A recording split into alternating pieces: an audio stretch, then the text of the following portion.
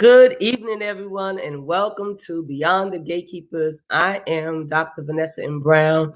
I'm your moderator and host for this evening, and we are excited that we are here to be yet in another conversation with you on tonight. We have several guests. I want to say thank you to our Facebook Live audience and our YouTube audience and our Twitter audience. You are keeping us alive. We are so glad that you're here with us, and we ask that you continue to share our Facebook Live, continue to share the YouTube and the Twitter. I want to bring to you our guests on tonight for this conversation. It's been a very long week, even though we're just at Wednesday. I feel like we've been here for several months, and it's not been months, it's just been hours. But it's been an exasperating week already. And so we want to bring our guest on for this conversation on tonight. Our first guest is in the person of Natasha L. Robinson, Esquire. She is the creator and curator of Legalese Please, LLC. Natasha, come and greet the people and tell them a little bit more about yourself and what you do. Good evening, everyone. First of all, I want to thank you, Bishop Brown, for the invitation, as well as Bishop Flunder and Bishop Pearson. My name is Natasha Robinson. Good evening to all of you all. I am the creator and curator of Legalese Please, which is a digital platform that is created for language of liberation through the deconstruction, through the demystifying, and through the decoding of legal language, because it makes no sense for us to be able to be affected by a system without having the language used to navigate through that system, as well as dismantle it. In addition to Legalese Please, I am an assistant teaching professor of criminal justice here in Illinois. Prior to that, I was an assistant public defender for 12 and a half years with the law office of the Cook County Public Defender. And most of all, I am Grace's mama. And so that is one of the titles that I merge into all of who I am. So I'm so glad to be here, and thank you. Thank you so much. So glad to have you here tonight. Our next guest is dear brother and friend, Deacon Louis C. Knox, Juris Doctor. He's the Director of Client Relations at the Blacksburg Law Firm. Louis C. Knox, please come and greet the people. Tell them a little bit more about what you're doing. Unmute yourself. Greetings and salutations, folks. Louis Knox here. I'm also a deacon and facility manager at City of Refuge, where I have been a part of this ministry for most of its time period, and I work closely with Bishop Flunder in that regard. I'm grateful to be here tonight as we begin to struggle with what does this all mean. You know, we had this trial that we all said, oh, we got justice, and I want to tell you that we didn't get justice. We got accountability. Justice is yet to be seen, and what we'll be talking about tonight is what do we need to do to actually get justice. So grateful to be a part of this conversation. Thank you so much. Thank you so much. Our next guest is going to be running a little late tonight, but he is not a stranger to us or this particular platform at Beyond the Gatekeepers, in the person of Reverend Dr. DeWayne Davis. He is the lead minister at Plymouth Congregational Church in Minneapolis. And I can tell you that Reverend Dr. DeWayne has been on the ground and working very diligently and very hard with the people of Minneapolis as this trial has been going forward. So he's going to have some things to say on tonight. So we are grateful for his presence. Certainly not a guest, always here with us every week, in the person of Bishop Carlton D. Pearson. And he's an author, progressive spiritual teacher, and thought leader. He helps lift the conversation, and we're grateful to have him. Bishop Pearson, please come and greet the people. Every week, it's an education for me to be here.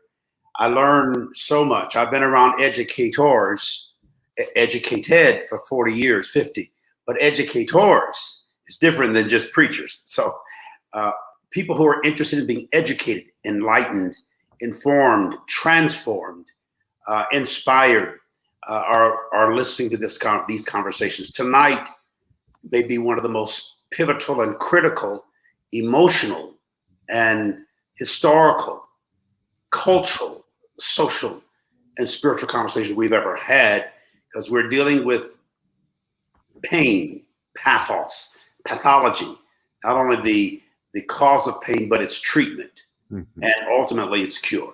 So that won't be done in an hour and a half, but we'll get as close to it. And we're going to hear from some of the brightest minds that we get to encounter. So thank you, Bishop Elect, for always bringing on brilliant people and enlightened people. And I learned every weekend. Any of you watching, prepare to learn and keep you burning with your learning. Yes, sir. Thank you so much. And certainly last but not least is our Bishop Yvette A. Flunder. She is the presiding prelate of the Fellowship of Affirming Ministries and the senior pastor of City of Refuge to Christ in Oakland, California. Is going to set the stage tonight and give us a framework for our conversation. It is my great joy and privilege to be in the company of people that I don't have to work hard to appreciate. I must say, I do have the company at times of people that I just have to leave 50% of my opinion elsewhere, praise God. But I enjoy very much to be in the company of these great, skilled, ministry-oriented, spiritual, capable, informed people tonight, because this is a time in the lives of people of African descent that is an intersection of so many things. This is an intersectional moment. We're talking about race, we're talking about equality, we're talking about gender, we're talking about the last vestiges of chattel slavery. We're talking about power over dynamics. We're also talking about, as Bishop Pearson said, I believe the last time we met, the interesting changes in the percentages of people who are now no longer connecting with organized religion. We are talking about the bifurcation of politics, the Democrats and the Republicans, and people who are attached in some ways to things that they don't even believe just because they're trying to win elections. It is an incredible, incredible time. And in the middle of all of it, we have breathlessly waited in front of our televisions to find out what was going to be the verdict as it related to the open murder of an incredible man, more than what he was being, what was being suggested that he was in his life. And the services, the alertness of a 17-year-old. It's very hard to imagine that all of what it was we've experienced pivoted on someone taking a cell phone video. That is an incredible reality. But you know, God works in meticulous ways, as I say oftentimes. And I'll even go so far as to say, God got jokes. There are times that things occur that just let us know that somewhere in the middle of it, the divine has taken a hand in it and is moving us in a direction. Tonight, we're going to take some opportunity to talk about that direction. Where do we go from here, beloved? How do we use this pregnant moment to do better, not just for a short-term reality, not just for winning election cycles, not just for coming out with being able to draw down the big money because our party won. The question is, how do we use this moment to change us and our lives as people of African descent, to change the hand of religion in sometimes its most negative abilities, which we have seen in the last few days, and to change in this country the ongoing curse of marginalizing people based on them not being in what is going to soon not be the majority population. This is an incredible time for us to muse about what is next. I believe that all of you, spiritual, capable, learned people, have a contribution. Let's go into it and see what the divine does with us tonight. Thank you so much, Bishop Flunder. We want to lift up tonight Darnella Frazier. That is the teenage girl that videotaped the murder of George Floyd. And we want to speak her name into this atmosphere because we know that she has received threats upon threats upon threats till today. And so we want to continue to lift her up in prayer and her to know, her family, that we have her back. Darnella Frazier, y'all. And so I want to read something that I saw on Facebook. So many people had so many things to say. But one of the things is justice is an end to qualified immunity. Okay, it goes with something that Lewis said. Lewis Knox said, this is accountability, is not justice. So I want to go on and say what someone else said. Justice is an end to qualified immunity. Justice is defunding the police. Justice is the end of police brutality, over policing, and white supremacy. Justice is George Floyd being alive today. Today, we breathe a sigh of relief, which was yesterday, and then we get back to fighting for real justice. Accountability is a critical step on the road toward justice. They are not the same, but they are inextricably linked. Black Lives Matter. Let us talk about this forward road to justice that we have not yet received, right? We know that it's accountability, and we're happy about accountability, but we also know that there are some other things that are happening in our nation. Something just happened in Columbus, Ohio. We don't know all the facts, but what I do know is that she's 16 and she should still be here. Okay, and so I want to start with Natasha Robinson. Tell us, in your view, how you see this as how you see this coming to fruition as it relates to the George Floyd trial. It wasn't a George Floyd, the Derek Chauvin trial. So we can't get that mixed up, right? And everything that has come about now as we see it. Thank you, Bishop. Well, first, I would like to start off by adding on to the framework that Bishop Flunder provided for us. I am reminded of a book that is entitled God in the Ghetto, which was written by Dr. William Augustus Jones. And in that book, he stated that how one's theology, how I see God, determines my anthropology, how I see humans. And my anthropology then determines my sociology, how I order my society. And I raise that because that to me sets the context for how we are to move forward.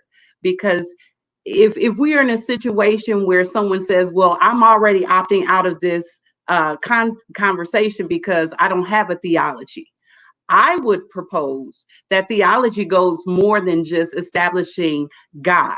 Whatever it is that we deify, whatever it is that we worship, that is your theology. So if your theology is then framed in whatever it is that you worship, i.e., a whiteness, anti-Blackness, disenfranchisement, privilege, then that is then going to order how you see other people. And if other people are different from the God that you deify, then you are then going to order them in a way that puts your preference on top.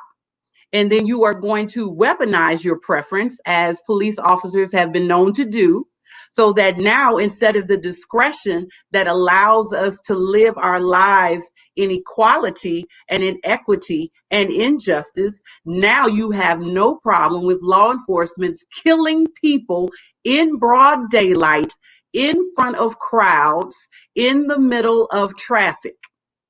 So when we talk about justice, I come to this conversation with that quote from Dr. William Augustus Jones about we're living in, of course, these yet to be United States where people do not see me. They do not see me. And so then how can we exact justice if we are still living on the belief that justice is blind? No, I want justice to see me, see my Blackness, see what I live in, see what I live through. And so when we juxtapose that with the George Floyd murder, It is just an extension, as you said. This is not justice. This is accountability. And I would go further and say that it is accountability that has looked up to be accountability. Because just because there is a videotape, that does not mean that there is going to be criminal charges brought against a person. Think about Eric Garner. You had video footage from different perspectives. And the thing that was used to kill him was a thing that was prohibited by the New York Police Department, which was the chokehold. So you had no criminal charges brought against the police officers that snuffed his life out, which was also in public, in the daytime, on the street. The other thing that I want to bring to our attention is legally, just because there is a videotape does not mean that that is evidence that is going to be admitted by the judge.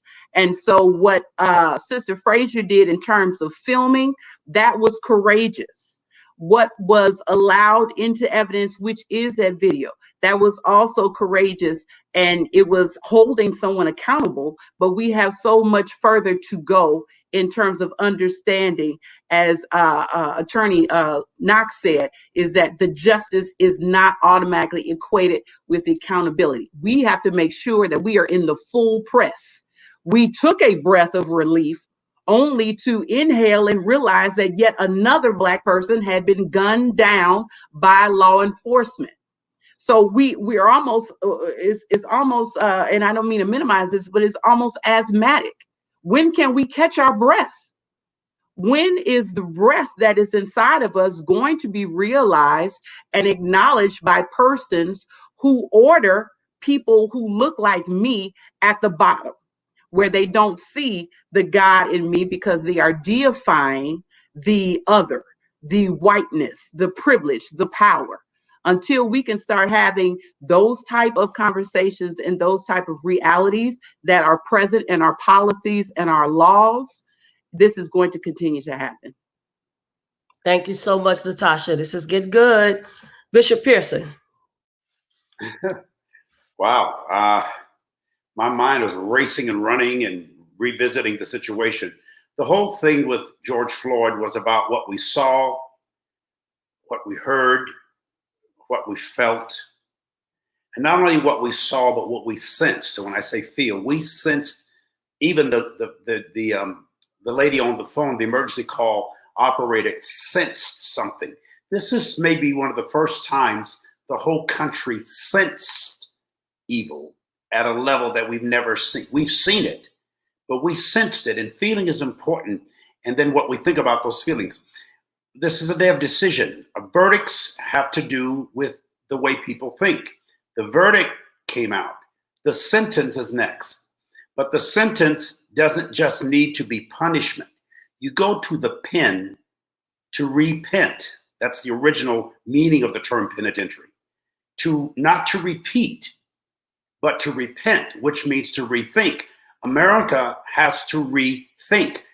MAGA, Make America Great Again, simply meant Make America Hate Again legally. What Chauvin was doing was hating.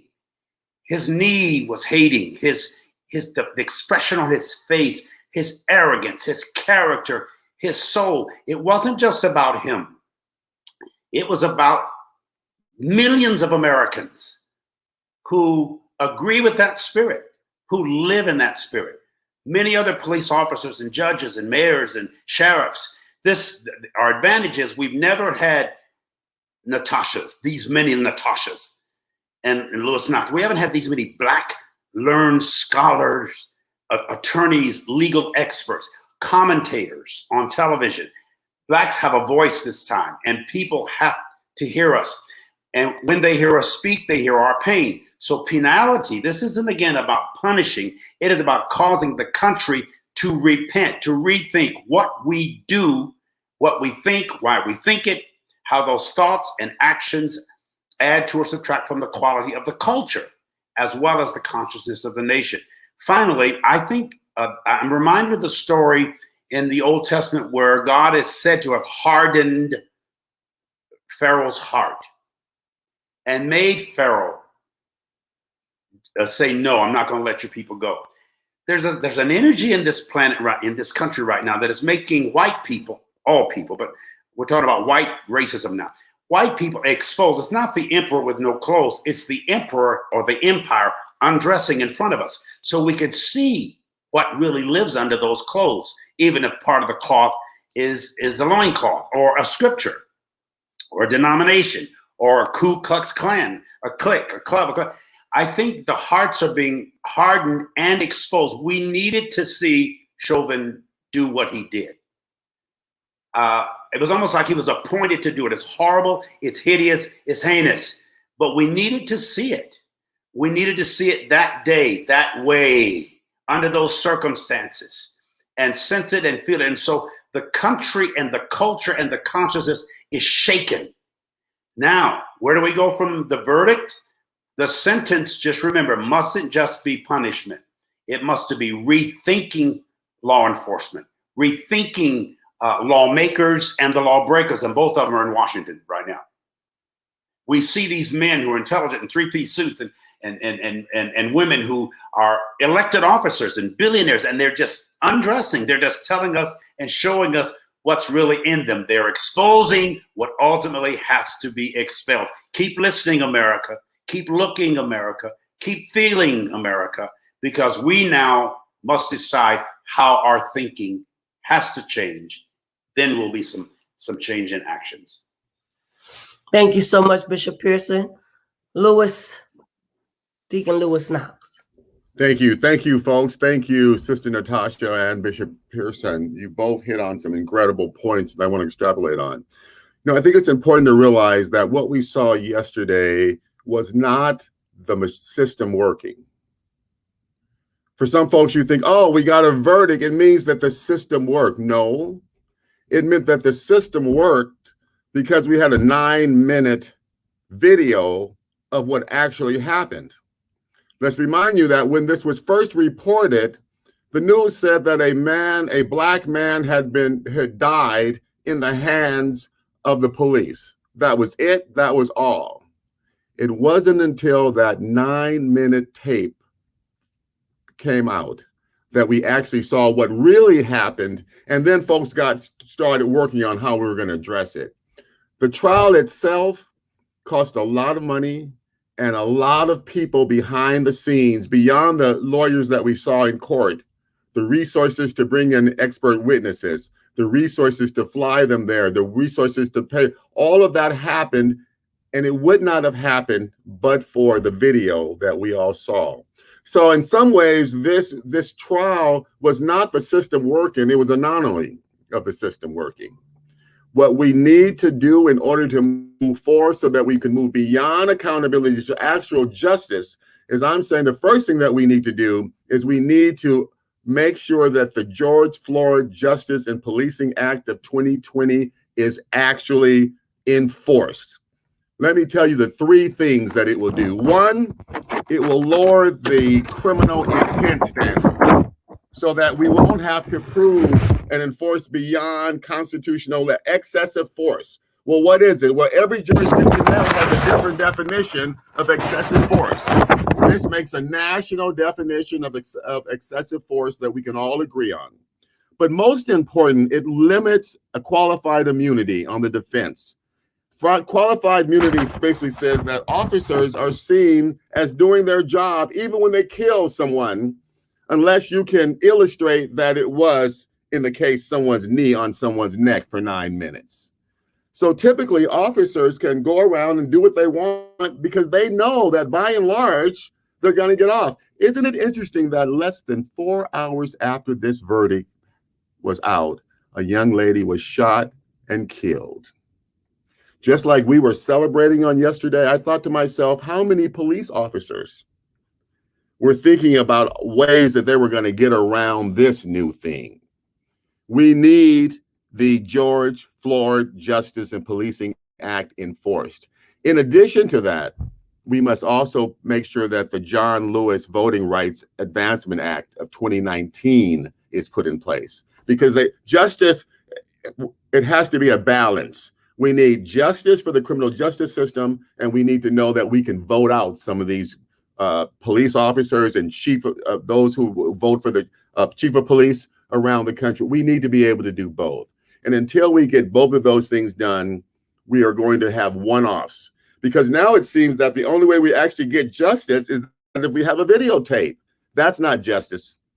That's just us. You got me because you caught me. That's not justice. That's just us. And lastly, I want to say that to Bishop Pearson's point, our brothers and sisters of the lighter hue need to understand that they play a part in this as well. You know, I had a client say to me yesterday, she said, she apologized to me. This was an Anglo client. She apologized and she said, Lewis, I watched Rodney King in 1992 and I did nothing. But this time, my daughter said, Mom, we have to go and march. And her daughter pulled her out to march behind the George Floyd murder. Our brothers and sisters of the lighter hue have to understand that racism is not a people of color problem. It is a white problem. Because as we have said in a previous edition of this program, the police departments in America were created for white people to support white people against us. They started as organizations to catch runaway slaves, to enforce white supremacy. That's what police departments in America were created. So the question is, how do we make a system work for us that was never created for us? That is the question on the table, and we have to together find the answers. Thank you, Lewis. Before I bring Bishop Flunder to tackle the question, I just want to greet Reverend Dr. DeWayne L. Davis and say welcome. We're so glad that you're here with us on tonight. And I'm going to let you go after Bishop Flunder. And I want to say to the Facebook Live audience, the YouTube audience, and the Twitter to please continue to share. Bishop Flunder. Thank you so very much. And it is a joy to see you, Reverend Dr. DeWayne L. Davis. We're glad that you are here. You're in such a champion right there in your city and state, right in the belly of the beast, in and around what is going on and has gone on now with this, not only the George Floyd realities, but the realities of the marches and the presence and the litigation and all that. We are so glad to see you. Let me just say what is right on the top for me in the middle of all of this.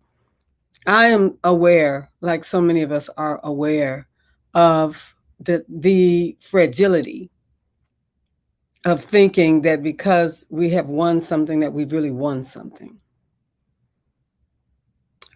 We, along with those that worked with us, put the courts in a real situation in and around this, because it was very clear in the atmosphere that if we did not get the right outcome coming out of this, there were going to be tinder boxes set on fire all over the United States. And while we were in the middle of waiting for the verdict down in Florida and some other places in the nation, laws were put in place in order to make it okay to run over a person who is protesting, or to make it okay to carry without a license, because we are in a dangerous time. Essentially, people are getting ready legally in certain states in the United States for an onslaught as a result of this verdict. They were preparing themselves. I heard one of the pundits on Fox News say, well, I don't believe that the officer is really guilty, but I am glad that he lost essentially on all three counts. He said, at least I don't have to have these hoodlums now coming into my neighborhood, burning my neighborhood down. And so the person who was the person who was asking him the question said, oh, no, don't say that. Don't say that you're glad that he was prosecuted, essentially, even though you don't believe that he was really guilty. And he said, well, that is the way I feel. I don't have to worry about these so-and-sos coming into my neighborhood. Essentially, if we just have to sacrifice one of our people to keep from having these dangerous people come into our lily white suburbs, essentially, then it is worthwhile that he be sacrificed. Well, they cut to commercial. I've not seen Fox do that. It was Piro's thing. And they cut to commercials like, oh, we're going to have to do something about this. Because this is truly problematic. He has gone under the covers and pulled up the secrets and everything. So I think that this is a thing that happened, that should have happened, but could easily have not happened if there weren't so many things surrounding it. And the tinderboxes were really authentic from city to city to city to city. And I don't think that anyone wanted to see that happen, but more so the people who were the real reason that we're having the problem. We're in terror of what could happen if all of these major metropolis areas just went up in smoke. You think that attacking the People's House in Washington, D.C. was problematic. Imagine what would have happened all over the nation. That's one thing. So did justice prevail? I think justice that was tempered with fear and trepidation prevailed together. I would venture to say that was it. But let's just stop there for a minute and say fear and trepidation is not a terrible thing. At times, it is sometimes what moves the ark. When a group of people get together and they begin to say, not anymore. This is not going to happen anymore. So I'm not going to replay all of the things that you all have said, that all of which are correct, that need to happen to concretize certain rights and laws beyond this event. There are things we must push for.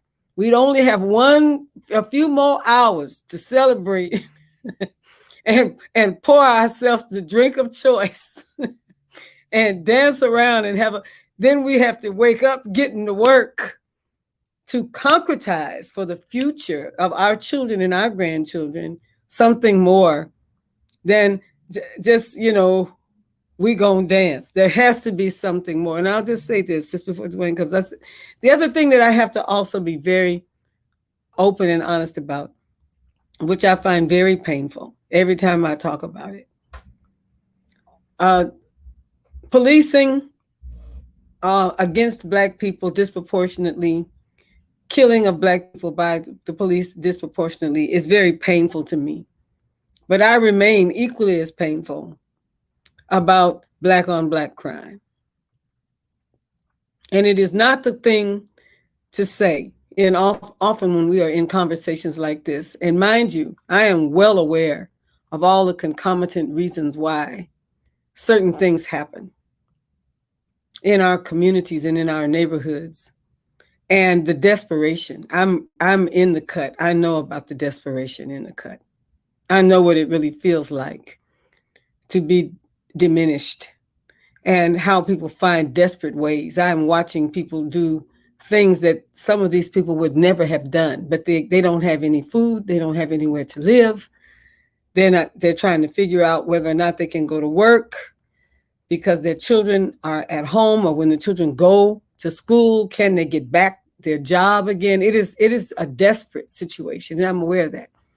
But I want to revisit it in the inner city of the main metropolis areas of our nation.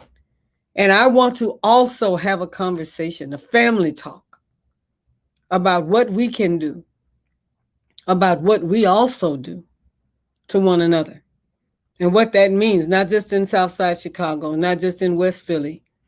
I can talk about it in Hunters Point, in San Francisco, and we can talk a lot about it in many major metropolis areas. What will be our homework? And I don't want to throw this conversation out such that people say, well, yeah, that's what they do, because it does not compare to what this nation has done to us. There is no comparison to the evil that has been done to people of African descent by the onslaught and the hatred and the weaponized religion and the killing and the destroying and the maiming of Black people by white supremacy. I don't weigh those two things together. But I do want to say that there's time for me to say I can't get healthy because I don't have a grocery store that's fit in my neighborhood. It's time for me to say, well, then I need to go somewhere to a neighborhood where I can get something that is healthy, or I need to think differently about how to use what I have in a more healthy way. At one point, am I responsible? That's what it really gets down to for some of the things that we need to change in our own community. And I told you it's not a popular thing to say, particularly when I'm working in justice work and with folks.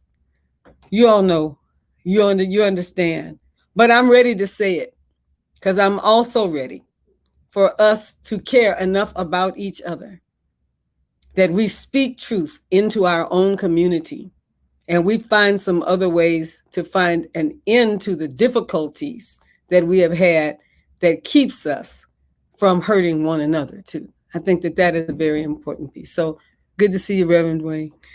And I'm going to stop talking now. Reverend DeWayne, thank you for joining us tonight. And I'm going to give you the floor. You've been on the ground in Minneapolis and you have been there from the beginning since this happened. And I have a comment really quick from a young brother who is from Minneapolis, the Twin Cities. He's not living there, but he says, as a former resident of the Twin Cities, what took place in Minneapolis by Derek Chauvin is no surprise. He said the Minneapolis Police Department is notorious for violating the civil rights of people of color, especially in the Native American community in Minneapolis. They murder a very high number of indigenous people in Metro Minneapolis, but that is never highly publicized. And then I'm going to let you take it. Was there a particular question? Thank you, and thank you for the prayers. You've all sent word, and trust me, we have been reading those and we've been just fortified because we knew you were praying and were thinking about us. I'm so grateful to hear from you and see you and to get a word from you all saying that we're praying, and I just appreciate it. I want to just lift up the yesterday we were all in George Floyd Square and we all just felt so light and free. And one of the things that that struck me about it, the gentleman who wrote that really does speak to something that I learned very quickly when I moved here. And it relates to what Bishop just talked about in terms of, understanding what we got yesterday. And what that means is I've been here, we'll be living here 8 years in July. And the one thing that I learned and the one thing I encountered, I think one time I called Bishop crying about this around HIV work. And I still know what Bishop said to me. You go back in that room and be the minister you were called to be. So I am grateful to Bishop because that she reminded me of what we do. And even when it's hard, we got to continue to do the work. But what I discovered when I came here and what I think that young man is speaking to is that the real danger of that verdict yesterday is that there are going to be a lot of people here in the Twin Cities who are going to think that meant that we have overcome, and they will fall back on the work that needs to be done. And the reason I know that, because when we moved here, and we moved in the cut by choice, we moved in the zip code that everyone said was a problematic zip code. Because the one thing I didn't want to do is to have a ministry that was disconnected from the people. I didn't want to live in an enclave separated from where the people are actually living. And so we chose where we live. I can't tell you how many of my members, most of them white, saying, are you sure you know where you're moving? And I had to say, yes, I know exactly where I'm moving. But the one thing I learned when I did that was that the subtle and overt ways in which this community, these communities, this state, these Twin Cities have allowed that police violence to go unchecked, unaccountable, reverberates every single day. I said the first year that I was here, when I encountered the disparities and inequities, I said, and I don't say it lightly, I told my husband, this place is going to blow up because it is visible everywhere you turn and everywhere you look. And so my first year in ministry here, Jamar Clark was killed just 2 blocks from where I live. And we were around the precinct. And even there, people had said, you know, Pastor, this has been going on for so long. It's been going on. And then we had Philando. He said, it's been going on. It's been going on. And so when we saw what happened to George Floyd, it was an inevitable thing that was going to happen, just as Dante Wright's killing was almost inevitable when you see the way it's done. And one thing I said too when I first moved here is how before Jamar Clark died, I actually was talking to my former boss, leader Steny Hoyer. I used to work for him, and he called and we were talking about here, and I said, the one thing that I'm concerned about is how politically demobilized the Black community is. But when George Floyd, when Jamar Clark was killed, Philando Castillo was killed, now we have the mobilization. So to what Bishop was saying, you know, that verdict, you know, the white community here, white people here can read the leaves. They know what's going to happen. And so when we got those verdicts, of course, we were relieved. And here's what the relief it really concerned me. And I said it to the crowd. Was your relief because you wanted to get back to normal? We love to get back to normal here. We love for it to be quiet. We love for it to get, you know, to stop talking about it. And then what happens is we hear people count talking as progress. Then we say, no, that's not enough. That's not, we really got to do something. And then we get the verdict. And so I said, are you relieved because now you can go back downtown and you can take the boards down and you can start, and it's coming summer now. And in Minnesota, boy, as soon as it gets summer, you got to get outside and every restaurant is outdoors. So did you want this to end so you can get back? Or were you relieved that the verdict happened and we can begin the conversation because now it is seen and it's known? That's what we got to wrestle with. Dante Wright's death says no. And I want the people to keep that tension. I keep telling, let's live in that tension. Let's not get comfortable. Let Dante, and I tell you now, the mobilization is clear. They're not going to let it go. We're not going to sit down. We're not going to stop. The George Floyd Memorial Square activists and residents are not giving up. They are not going. Someone said, oh, will the streets open? And last night you could hear them chanting, we are here until all the officers are held accountable. 1 down, 3 to go. That was the chant. So the mobilization is clear. What's now left for us, and this is where we have to challenge our white siblings very clearly, and I'm doing it with people in my own congregation. It is not enough to simply disagree with defund the police as a strategic tactic. The defund the police the people have an imagination. They tell you what they want. Your response shouldn't be, I don't like what you said. Your response is to tell them what you're going to do. If it's not defund the police, what is it? How do you transform the police?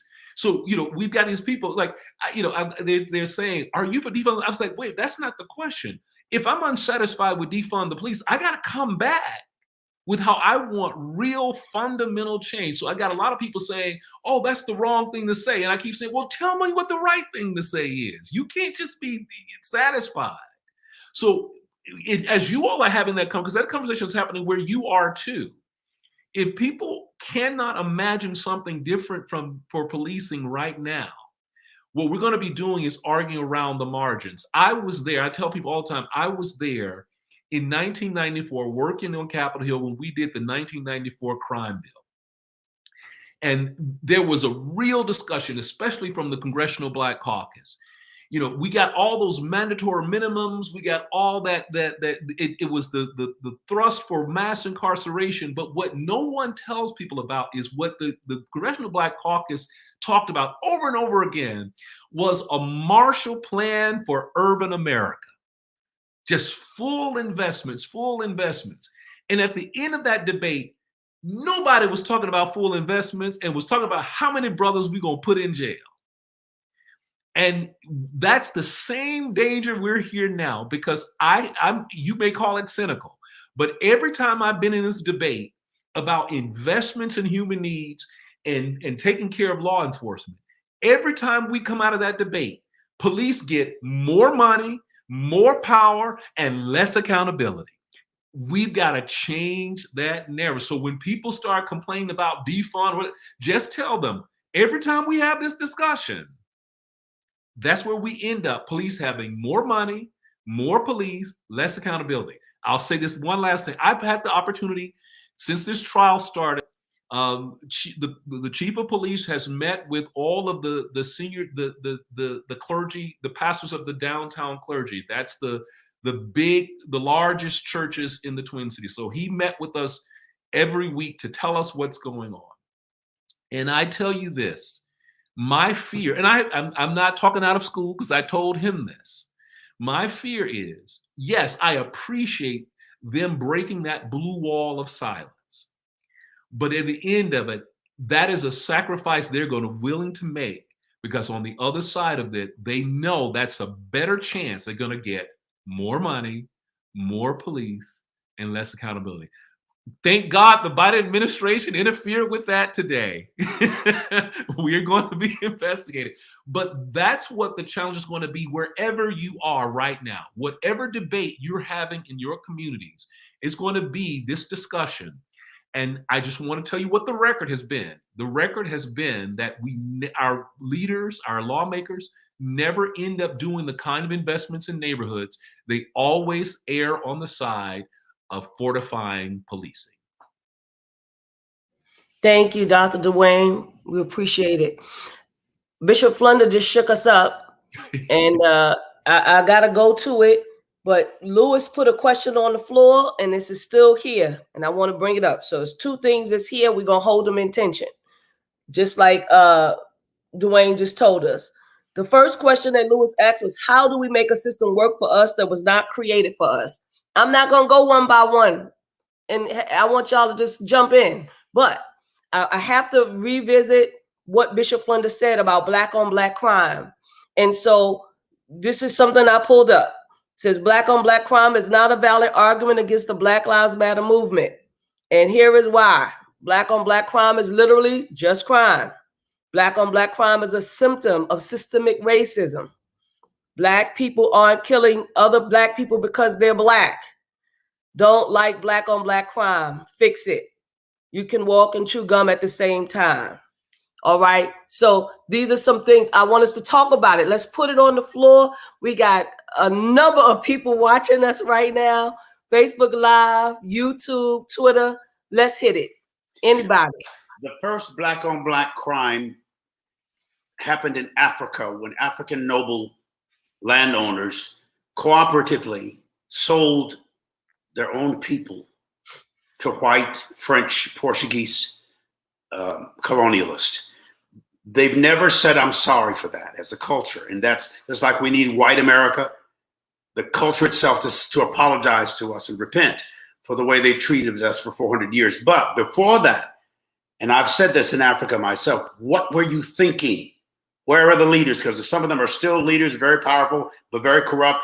It's taking all the money, starving the wheel. I've made, dozens of trips to Africa. So there's nothing we can say today that's going to make that happen, but it's important for us to know that these things are residual. And so the first on Black crime was there. I saw today, by the way, and you made me think of a Bishop Flunder, this last young lady that was shot in Ohio.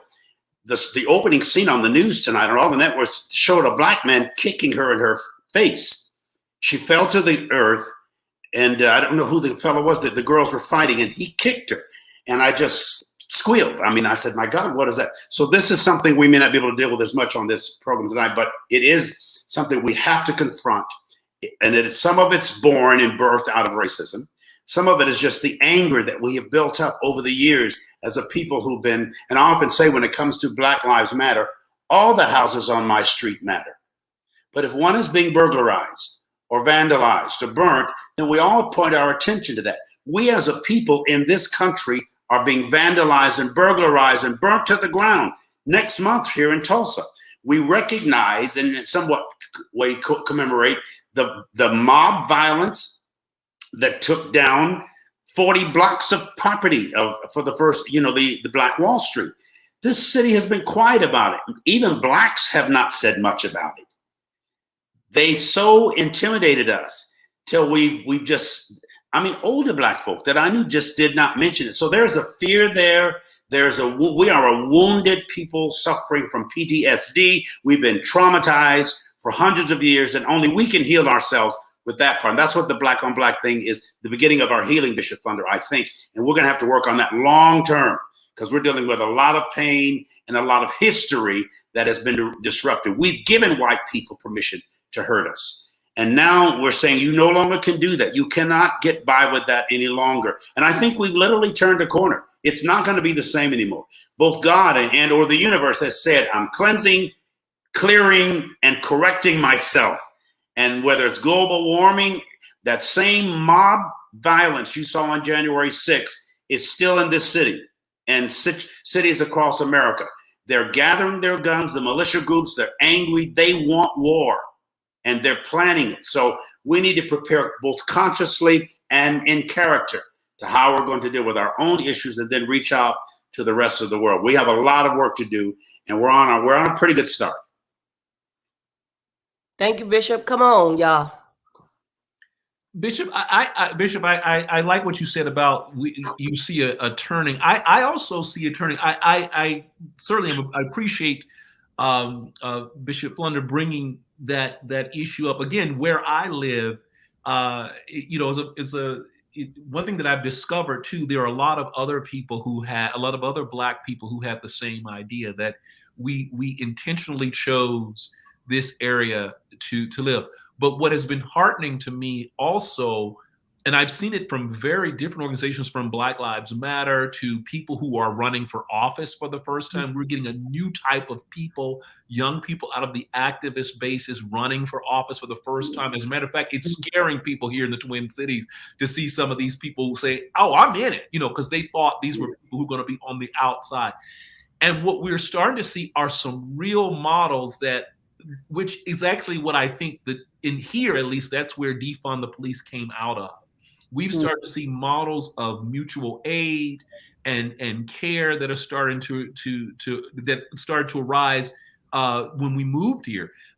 Even things from people who are starting their own HIV clinics because they were just so tired.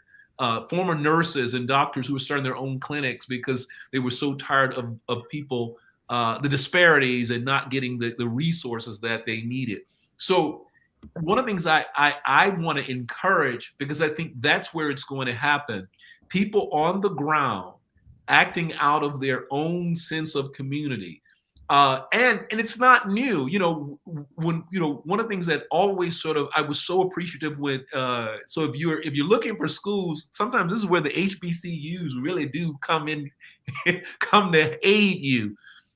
Some of the models that Black Panther Party started around the country are things that younger generations, people who were born well after that, are actually modeling in neighborhoods.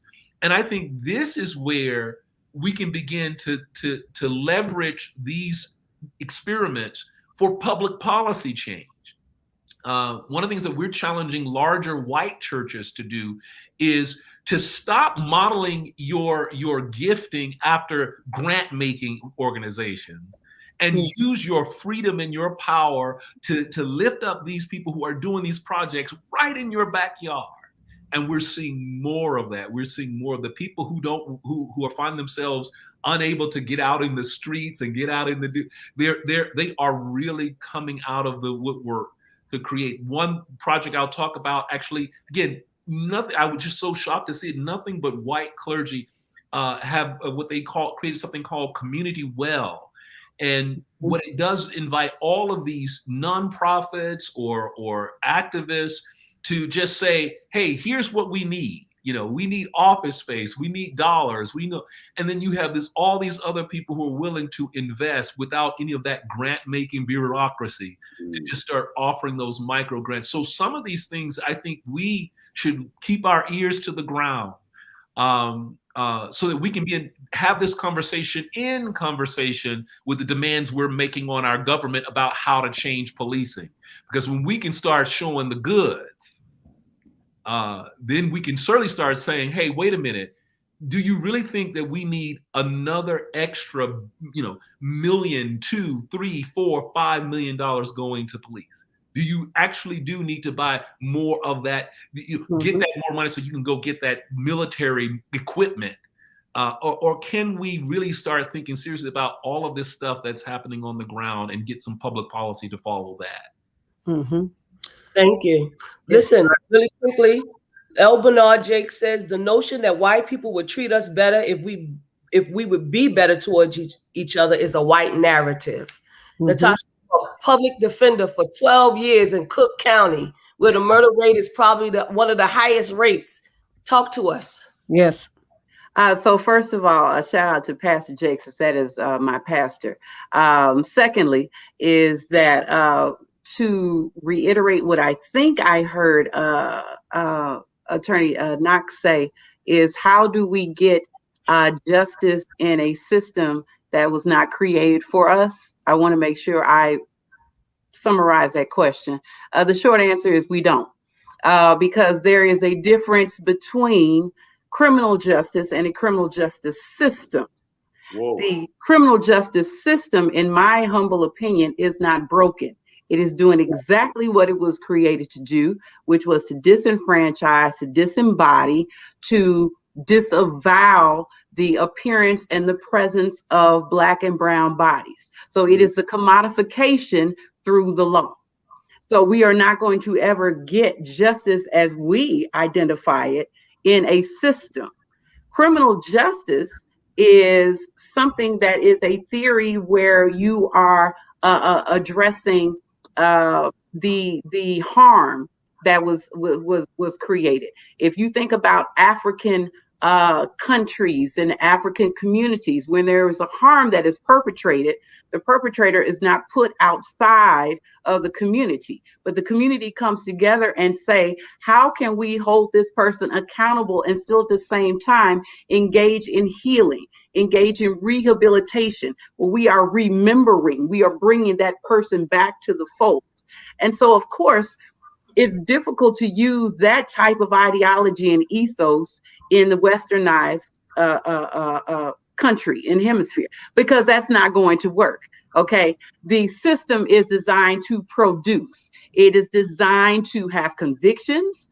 And if you don't have convictions and engage in equity, then where does the money reside? The money is not going to reside with the police departments, because now you won't have any need for police cars, or you won't have any need for police districts, because you will have the people who be rising up and saying, we are holding each other accountable in community. Okay. And so once we have that framework shift, that then means that if we can't get justice in a criminal justice system, then that system needs to be abolished. Okay. So if we're using the framework of Ubuntu, which is I am because we are, then what that means is that, Bishop Flunder, when you were talking about the grocery stores, is that I don't have to worry about grocery stores not in my community, because my neighbor is my grocery store. I go over and I say, hey, do you have a cup of sugar? Hey, do you have some greens? Or then someone says something to me. And so when we're talking about, like community policing, it is each other looking out for each other. We have gone far from the day of when someone is walking down the street at 9 o'clock at night and there is no adult. Baby, where's your grandmama? Where's your people? Who your people are?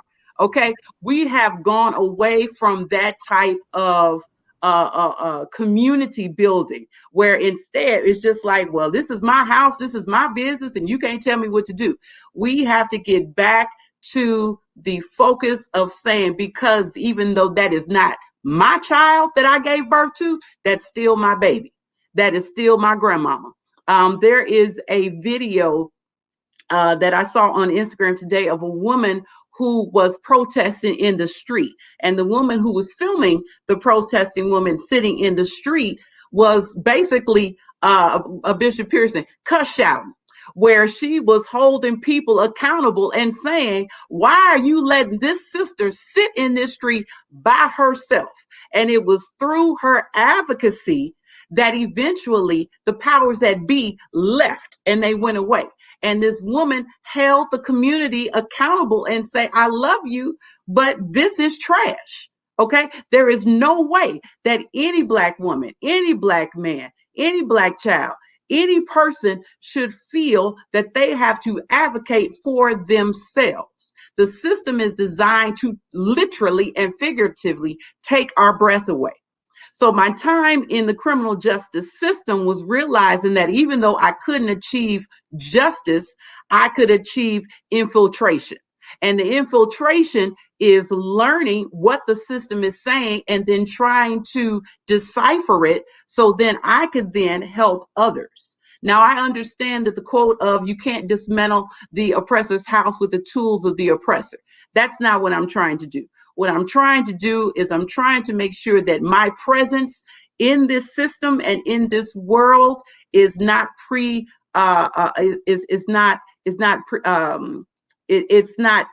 based upon I have to have a pulpit or a website, or you could start right where you are with your voice. And if you feel that your voice has been silenced, then guess what? That's when we link up.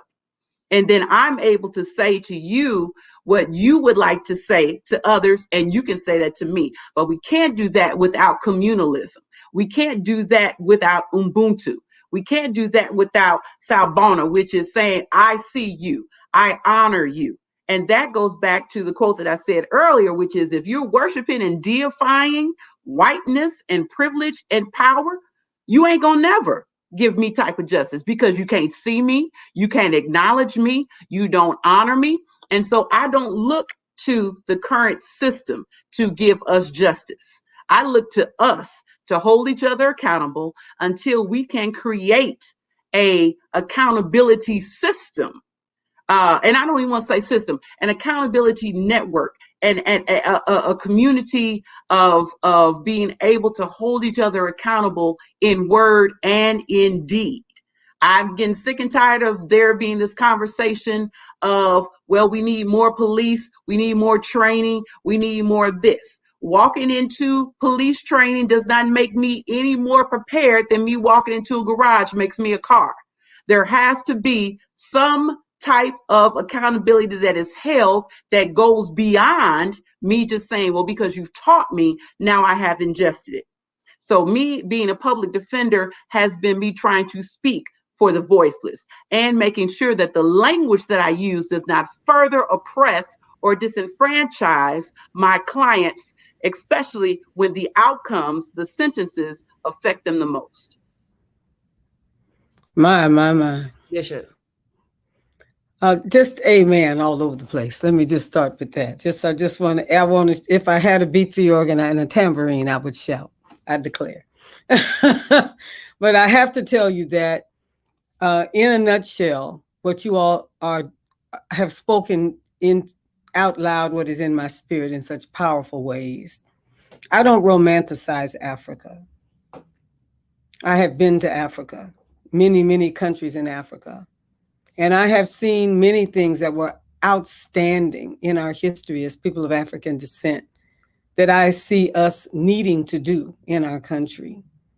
I have also seen some dastardly things that have happened that were Black on Black. I saw it. I know the history of it.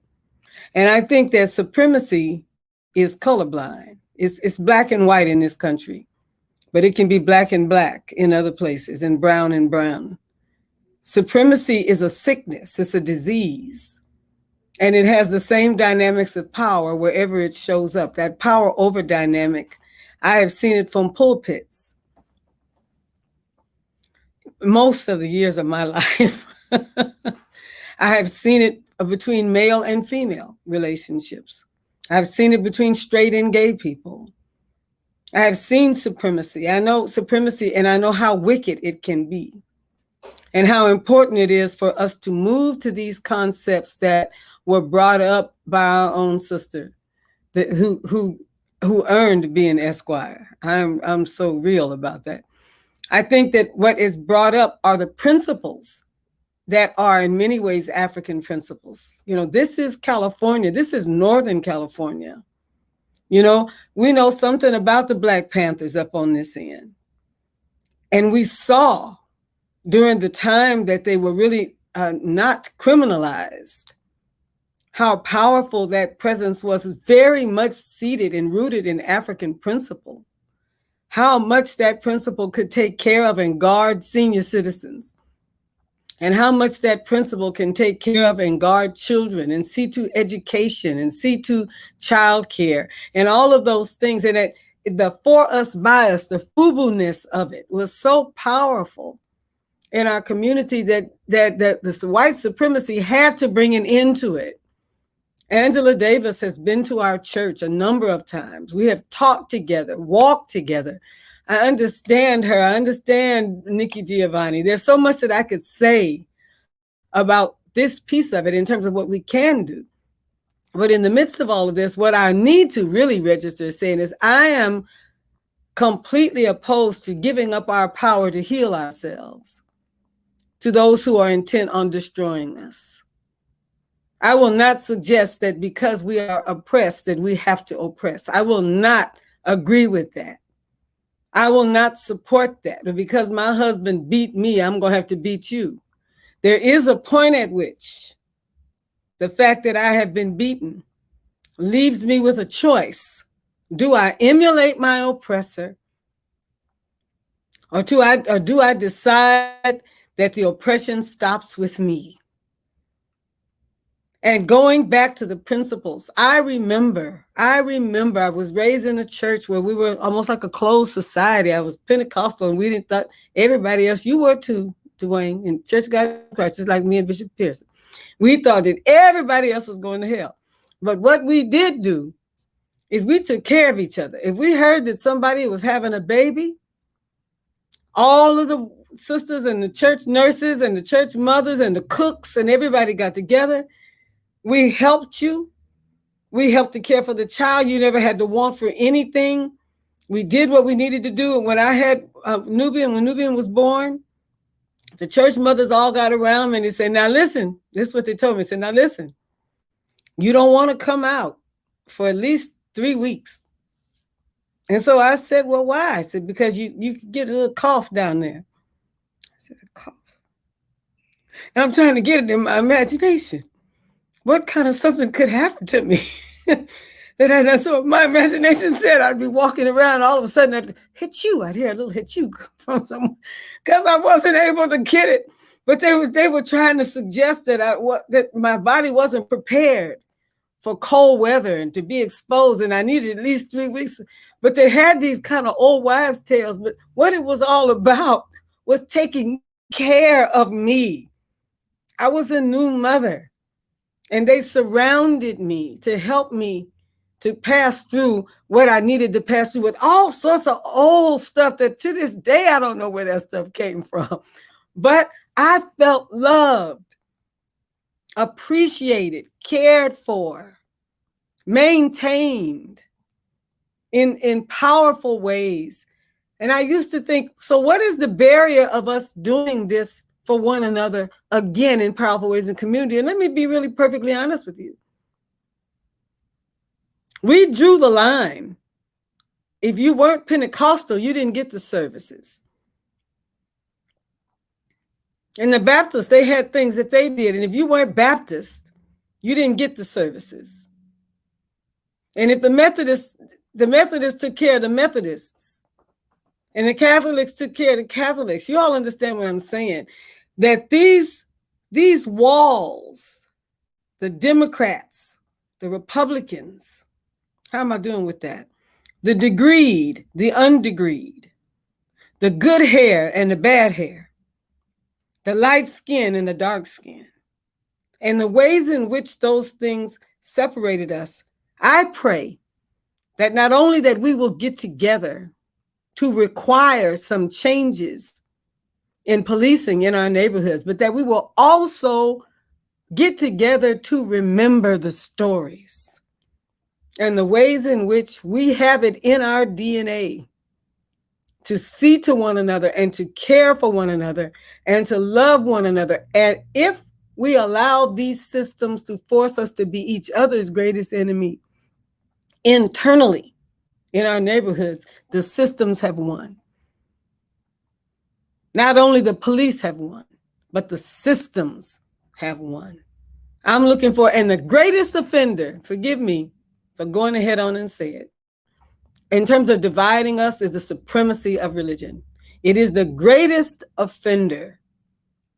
That if you don't see God like I see God, you don't have God. Where did we get that? Why did we take it when it was given to us? And why can't we decide?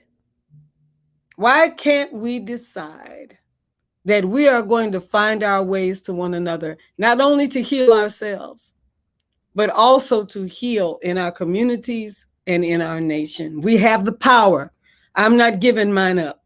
And I trust that many of us will decide we will not give up what we know to do to bring healing. Thank you, Bishop Flunder. To be clear, to the Facebook Live audience and to the YouTube audience and the Twitter audience, we're talking about taking responsibility for our freedom. And this is a part of that conversation. And Sean Jenkins says, defund the police equals reallocating funds to community mental health projects to lessen the interaction between those who need mental health and racist cops. It was apparent George Floyd needed some form of mental intervention at some point in his life. Just think of the magnitude of stress that people of color have to go through on a daily basis in America, KKKA. That in itself warrants a need for mental health to deal with living in America. And then to have to interact with racist cops on a daily basis. This entire episode can transform Africa, America, and the Black community. I thought it was important that I say that. And I want to read this last question because the time is winding up, from Ray Thunderward Cohen. Unfortunately, toxic masculinity, misogyny, and transphobia has and is undermining activist communities. Many Black trans and femmes are leaving the activist movement in droves. I myself am one of them. How do we remedy toxic masculinity, which is destroying our movements? Anyone can answer or not.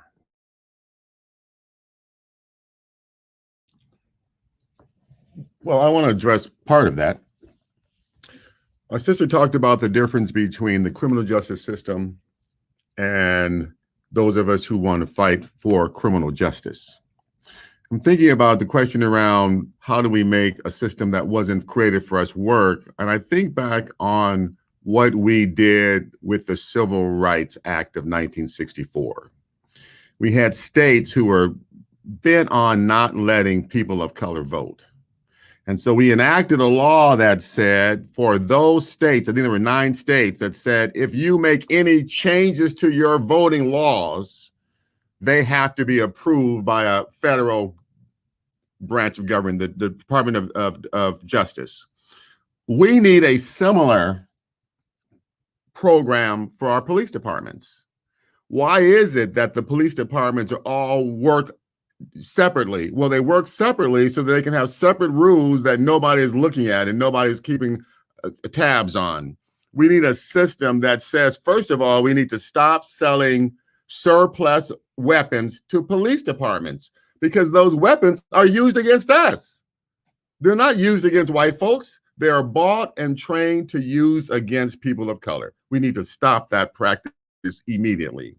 We also need national studies policies that do not let the local police departments write their own rules, because they write the rules for their own benefit. And we need to get in there and stop that process and create a new process nationwide where we can keep and hold police departments accountable. You know, I spent a very little time in the district attorney's office in Alameda County.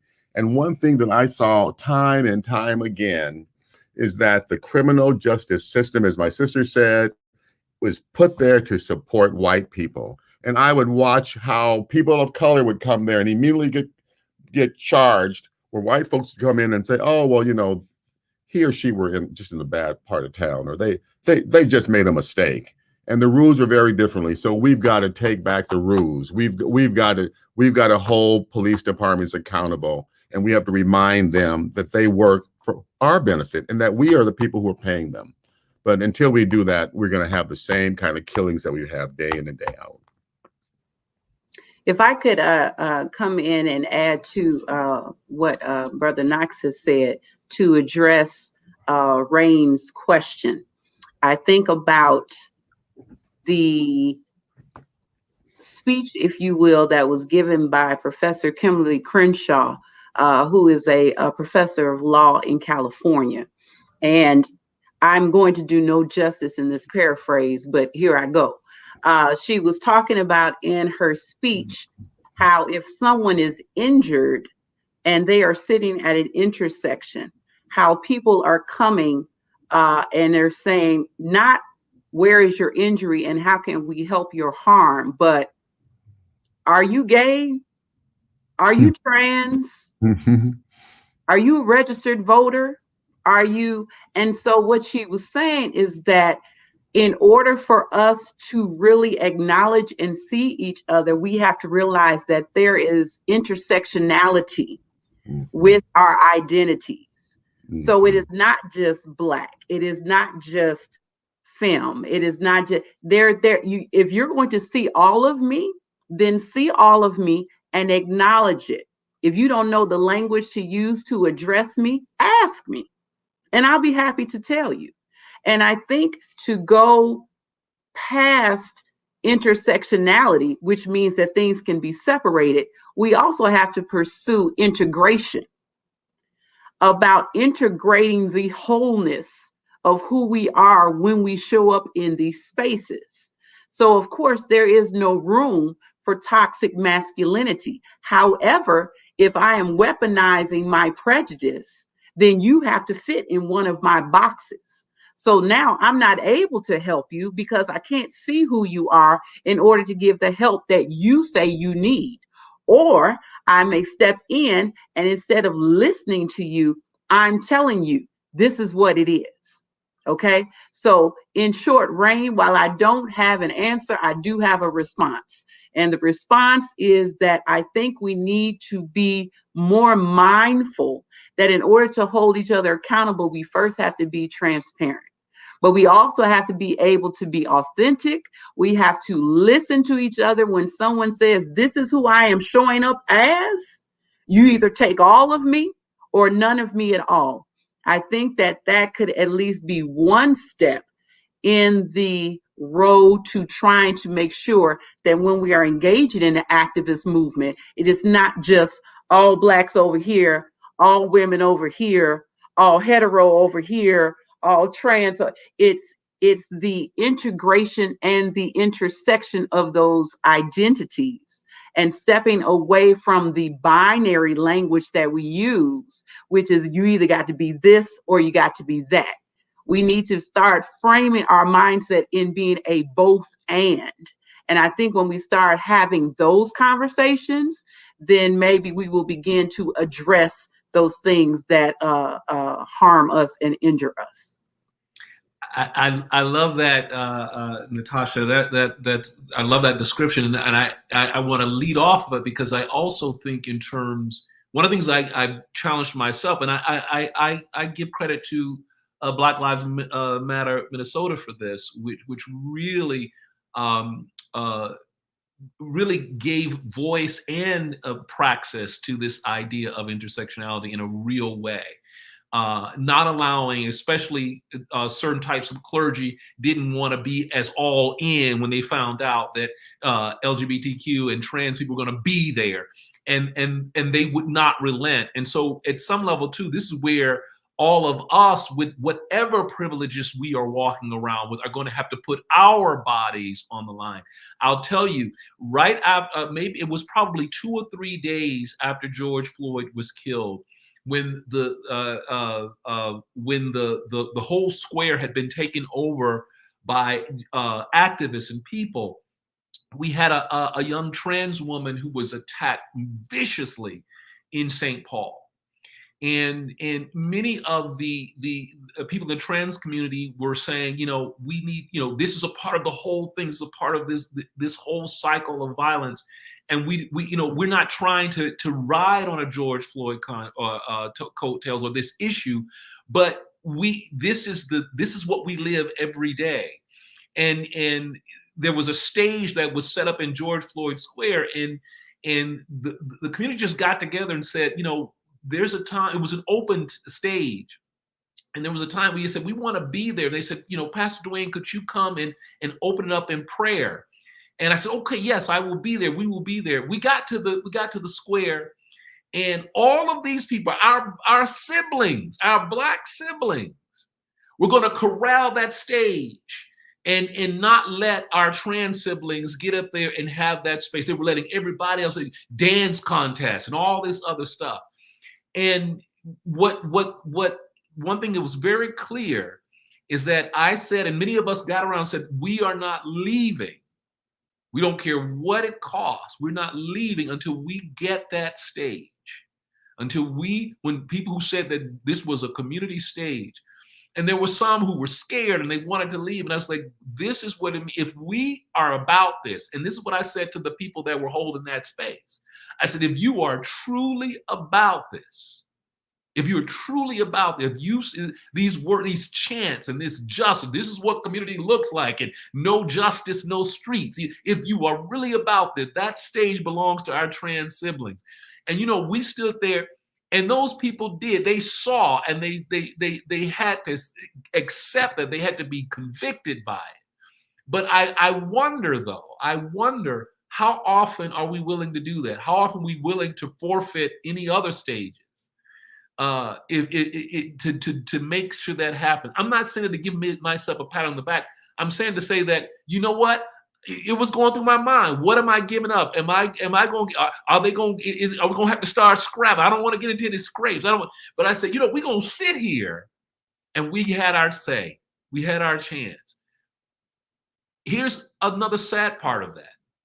There was one trans brother that was so put off and so angry about it, didn't want to be a part of it, wanted to leave.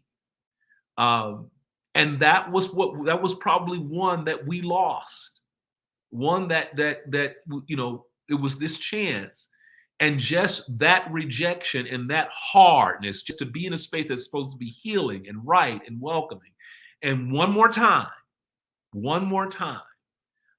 they had to encounter it. So I just invite us to, in those moments, that we live what we talk about in terms of putting it on the line, and put it on the line for our trans siblings.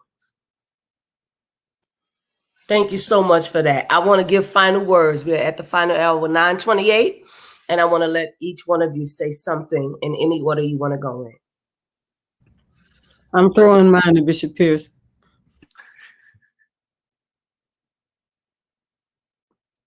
America is nauseated with a lot of food poisoning. And as I heard Obama say the other day, truth decay. It's vomiting up to the surface what we saw in Minneapolis, what we saw today, what we've been seeing. The earth is regurgitating. We're seeing the vomit and part of the cud that we chew, and it's foul. And we're having to consider what diet we're on, emotionally, theologically, psychologically, devotionally, what we are eating, because it's souring in our stomach. The earth is being upgraded, so is the species being upgraded. A lot of the stuff that fitted in the 20th century and the 20th centuries leading behind that will not fit in the 21st century. The church has picked a fight with the 21st century, insisting that it's not going to change. And I've said it before and I'll say it again. It's okay for you to resent the change, but if you resist it, you're going to lose. Ultimately, this corner that we've turned, we're not going to go backwards. We're going forward. White supremacy, which is a mental illness, any supremacy is a mental illness. It's a psychosis. It's being exposed. Again, the emperor's not just without clothes. He's taking them off. We're actually seeing butt naked foolishness and rare, raw, rough, mean spirit. And we're going to clear it out in a gradual but ultimate way. What is being exposed will ultimately, gradually, eventually be expelled. I say to all of us, the best is yet to come. Let's stay focused, stay faithful, stay the course. And the call. Yes. So yesterday, Bishop-elect Brown and I were talking to Pastor Pearson, to Bishop Pearson's point, is that we're all in this together. That the change that's required means that all of us, regardless of our background, regardless of our sexuality, our color, we're all in this together. And I want to remind you of the words of the Lutheran pastor and theologian who wrote around the time of the Holocaust. He said, first they came for the communists, and I didn't speak out because I wasn't a communist. Then they came for the socialists, and I didn't speak out because I wasn't a socialist. Then they came for the trade unionists, and I didn't speak out because I wasn't a trade unionist. Then they came for the Jews, and I didn't speak out because I was not a Jew. Then they came for me, and there was no one else left to speak out. We're in this together. We all have a part to play. Amen. Yep. Thank you, Louis.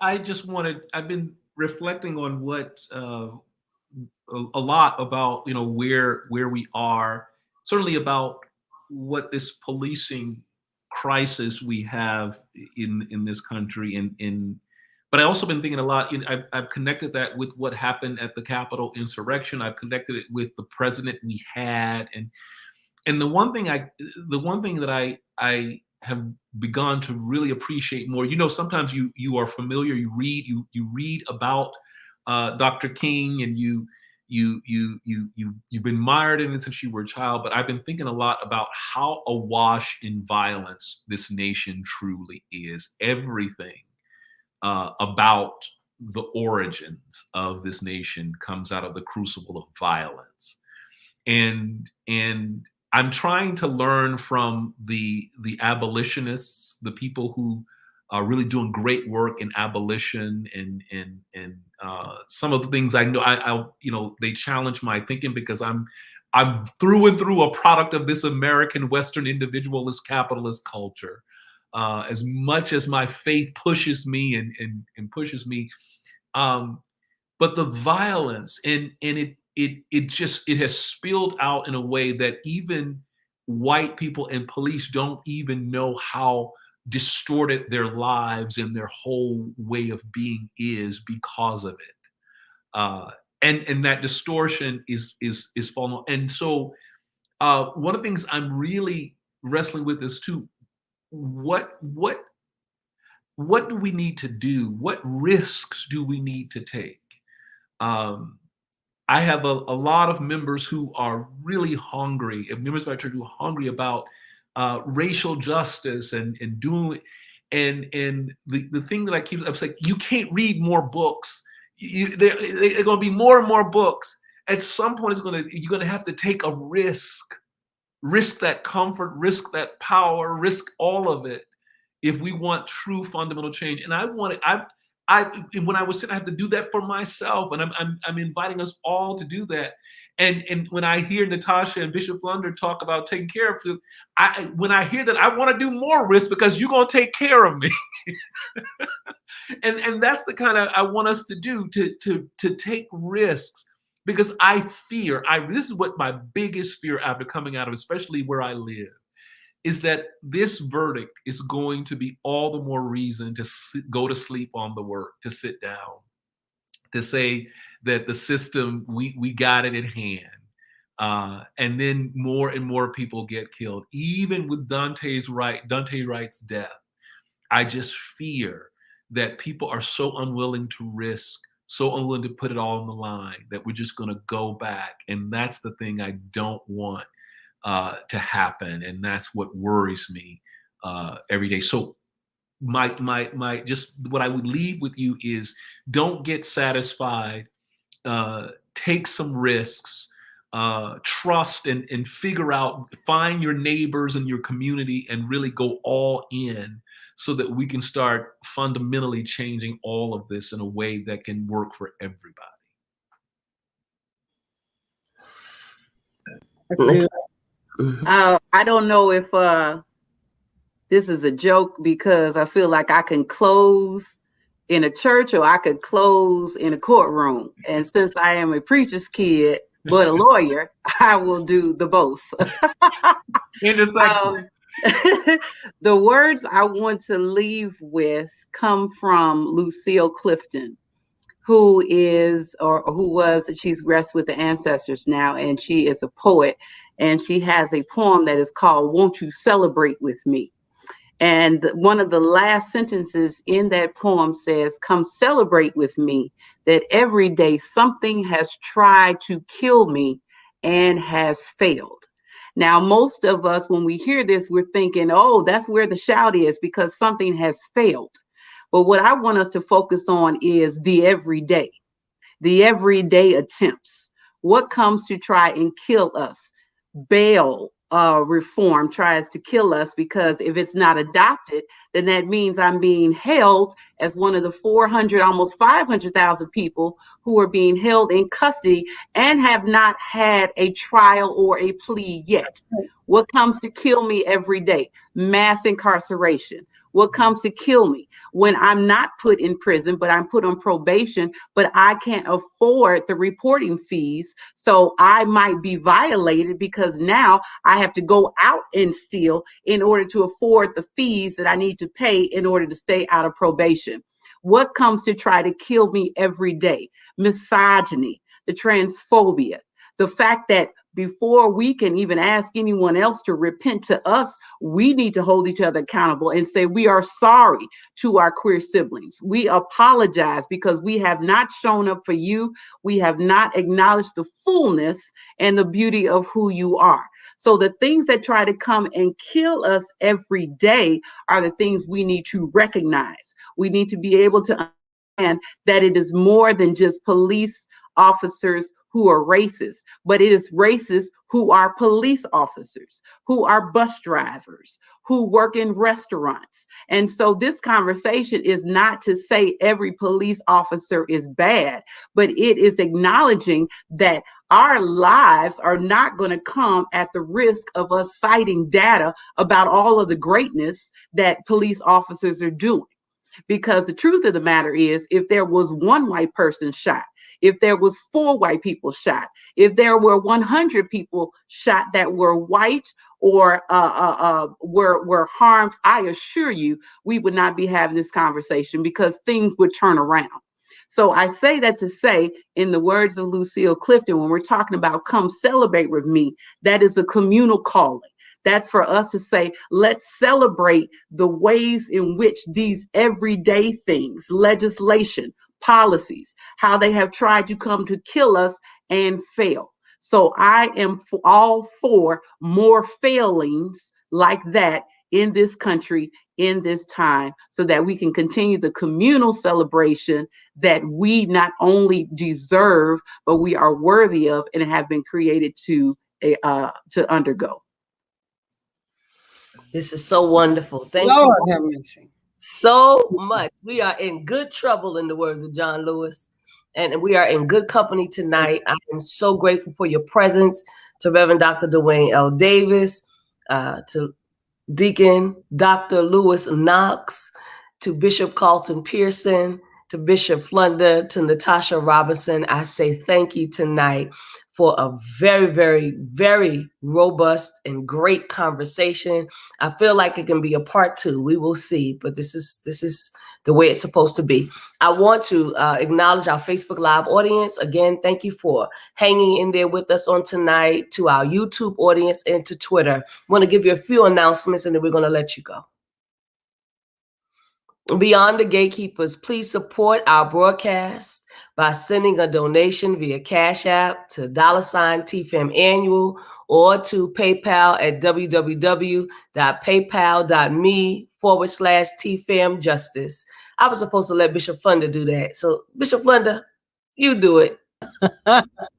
Well, thank you so much, Bishop-elect Brown. I want to encourage you, I really want to encourage you to see the importance and the value of investing into Beyond the Gatekeepers. We are growing, we are expanding, both numerically and on the different forms and opportunities and ways in which we show up in virtual land. And we want to encourage you, please support as we expand, our expenses expand. Support our broadcast. Send a donation via Cash App to TFAM Annual, TFAM Annual, TFAMANNUAL with a $ on the front, or to PayPal, www.paypal.me/TFAM Justice. I encourage you to help us to continue to grow and expand. We have voices, all of us as a collective, that need to be heard all over this country and world. God bless you, and thank you so much for your support.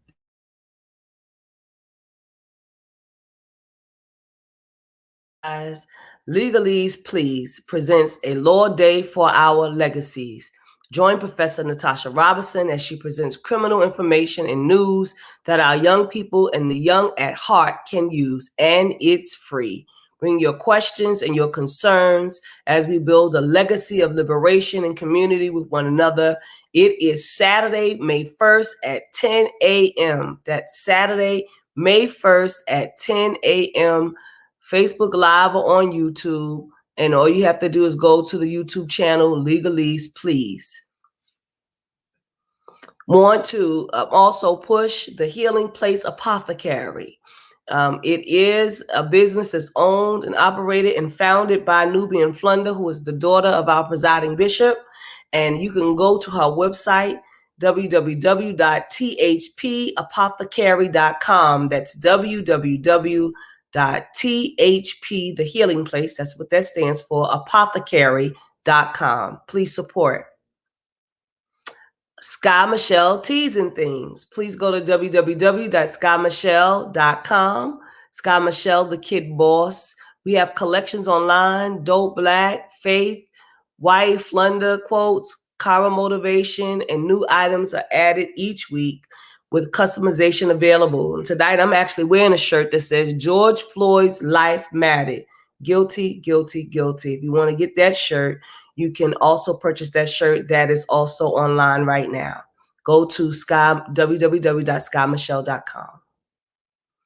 Also, if you have any tech needs, any administrative business and consulting services for dreamers, visionaries, entrepreneurs, faith, and community-based organizations, please check out Kara Solutions.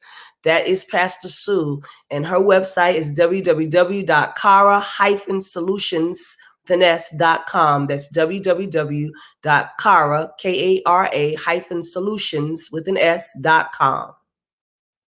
If you want to advertise with the Gatekeepers, please email us for more information at beyondthegatekeepersshow@gmail.com. That's beyond the gatekeepers with an S show@gmail.com. Thank you for joining us tonight. Again, as Bishop Flunder has already said, please support our broadcast by sending a donation via Cash App or PayPal. You can go to $TFAM Annual for Cash App or to the website www.paypal.me/TFAM Justice.